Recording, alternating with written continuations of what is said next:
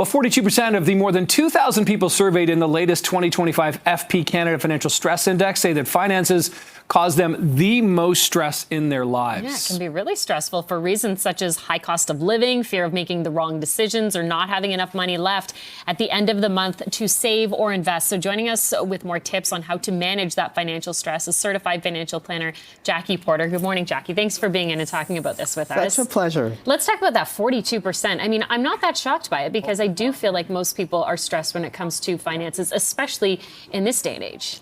Yeah, there's a lot of people worrying about how they're going to pay their mortgage. Interest rates are going to come due on a mortgage soon. We've seen grocery prices skyrocket. People are trying to figure out how to do that. So, yeah, and, you know, we've just survived a pandemic. I think we just passed the 5-year mark. But the good news is that people who have been working with QFP professionals, CFP professionals, actually report feeling more confident. They felt more confident through the pandemic. And even with all the uncertainty we're dealing with these days, 60% of them feel more confident about their future. That's encouraging, and that's certainly a sales pitch for someone like yourself, all right, to give people that sort of confidence and maybe a little bit of calm.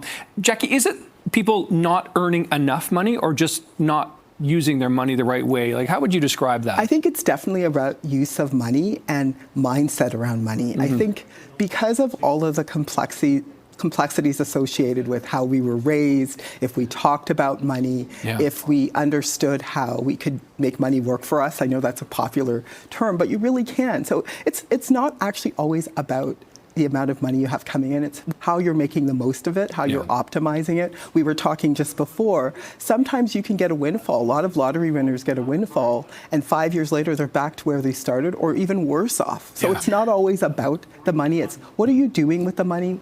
How are you feeling about what money can do for you? What are some of your maybe fears around money? And I think working with an expert gives you an idea, gives you an opportunity to kind of talk to somebody. I mean, sometimes I feel like a financial therapist as well as an advisor.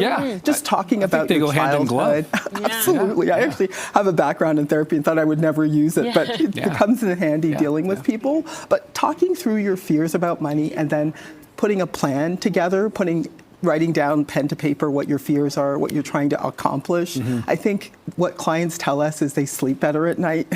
They stop being distracted at work about their finances, and just they have less of a toll on their health. Stress takes a real toll. Absolutely. It's so consuming, right? And I'm wondering, when you work with your clients and you maybe identify, say, a bad habit, somebody spending more than they're making, or, oh, you spend a lot of money on food, or whatever the case may be, how difficult can that be to break? Well, I always say to people when we do financial plans, money can either be saved or spent. There's only two things we can do with money, right? So when we actually do a plan, it's all about following the data. So we work through your budget, you tell me what you think you do with your money, and then we look at the numbers, and the numbers kind of tell the story. So I think what's great is it kind of helps people to kind of go, okay, since it wasn't spent, was it saved? Well, it's not in the bank account, so where did it go? So it kind of gives you an opportunity to kind of revisit what's your real spending priorities. I know a lot of people right now are worrying about debt that they have sort of looming on their credit card. A budget's really important in this environment because if you don't know what's saved and what's spent or where your money is going, it's very easy for the difference to end up on your credit card and you end up in this spiral. And then pay it off, right? Yeah, exactly. And you're paying it off forever, basically, rather than, keeping a sort of minimal sort of balance. Jackie, I'm curious about, are there like a top 3 mistakes? Often people come on and say, these are the biggest mistakes people make. Are there commonalities in terms of the mistakes you see people making time after time? I think it's the procrastination piece, not dealing with their finances. Sometimes I have people who on social media tell me they followed me for like 10 years, and then they finally decide they want to start working with me because they're like, it's getting close to retirement and they're really worried about that. I think that's probably the biggest issue that people have is they don't take action around their finances and then things just start to spiral and stuff ends up on the credit card. They're not making investment decisions. That's a huge problem with women. Money might sit in a savings account and not invested and 10 years pass. So I think taking action is probably the biggest thing undermining people, and then not opening those debt statements, like credit card statements, not seeing how much interest you're actually paying, that you're actually not getting to keep in your pocket and have, as we talked about, work for you. Yeah, head in the sand just doesn't work. For sure, because it's there. It's going in the mailbox. You'll have to pay it soon.